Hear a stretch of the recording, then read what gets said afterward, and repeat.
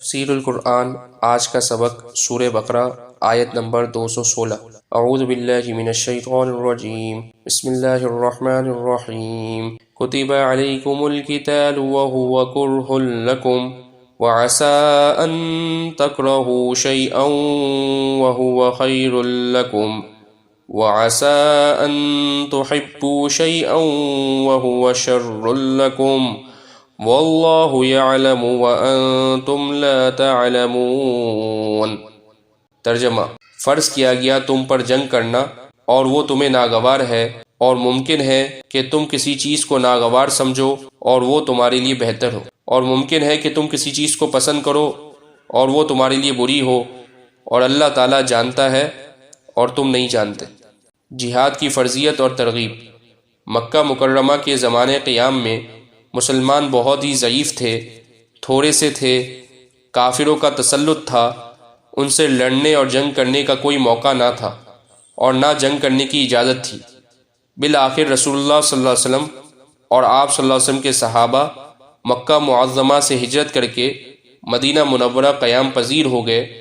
یہاں قیام کرنے کے بعد ان لوگوں سے جنگ کرنے کی اجازت دی گئی جو لڑنے کے لیے آمادہ ہو جائیں، جیسے کہ سورہ حج میں فرمایا اذن للذین یقاتلون بانہم ظلموا۔ اس کے بعد وہ وقت بھی آیا کہ عام مشرکین سے قتال کرنے کا حکم ہو گیا، اگرچہ وہ ابتدا نہ کریں۔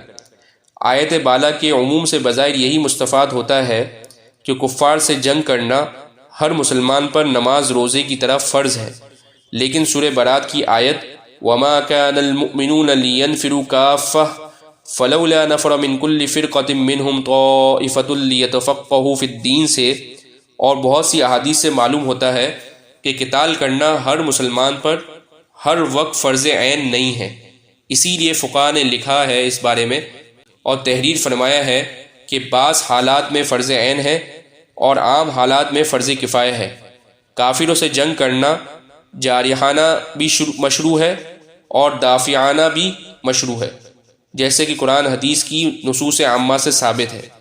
عام طور سے کافروں سے جنگ کرنے کو جہاد کہا جاتا ہے۔ لفظ جہاد جہاد سے لیا گیا ہے، جو محنت اور کوشش کے معنی میں ہے۔